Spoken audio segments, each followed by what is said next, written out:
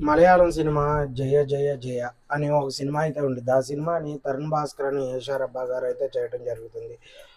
ఆ సినిమా వాళ్ళిద్దరికీ చాలా కరెక్ట్ అని నేను చెప్పుకోగలను. ఎందుకంటే మన అందరం మలయాళం సినిమా తెలుగులో కూడా ఆల్రెడీ డబ్ అయింది కానీ మరి వీళ్ళు చూస్తే చూడగలుగుతామా లేదా? ఎందుకంటే ఆల్రెడీ అది చూసేసాం కదా! దాంట్లో ఏముండదు. ఒక వైఫ్ అండ్ హస్బెండ్ కొత్తగా పెళ్లి చేసుకుంటారు. పెళ్లి చేసుకున్న తర్వాత వాళ్ళు అక్కడ పడే ఇబ్బందేంది? అసల బయటికి మంచిగా కనిపించే ఆ భర్త ఎ ఇబ్బంది పెడతాడు. అది అసలెందుకు పెడతాడు? ఏంటి? అనే స్టోరీ చివరికి ఏం జరుగుతుంది? వీళ్ళిద్దరూ కలుస్తారా? విడిపోతారా? తప్పెవరిది?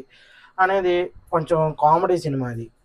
ఎందుకంటే వైఫ్ హస్బెండ్‌ని కొడతది చివర్లో ఇంటర్వెల్ నుంచి.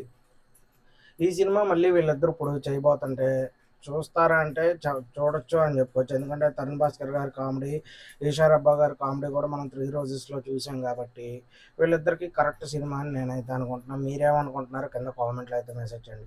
అయితే 'తరుణ్ భాస్కర్' గారు రీసెంట్‌గా 'ఈ నగరానికి ఏమైంది పార్ట్ 2' కూడా తీస్తాము అన్నట్టు చెప్పారు. దాని గురించి కూడా నెక్స్ట్ వీడియోలో అనేది మాట్లాడతాను. ఈ సినిమా మలయాళంలో రిలీజ్ అయ్యే 2023, 22 మధ్యలో అనుకుంటే ఇది రిలీజ్ అయింది. అయితే ఇది తెలుగులో డబ్ చేస్తున్నారు. మరి వీళ్ళు తెలుగులో ఎంతవరకు న్యాయం చేస్తారో ఆ పాత్రలకనేది మనం చూద్దాం. నాకైతే మలయాళం సినిమా చాలా బాగా నచ్చింది.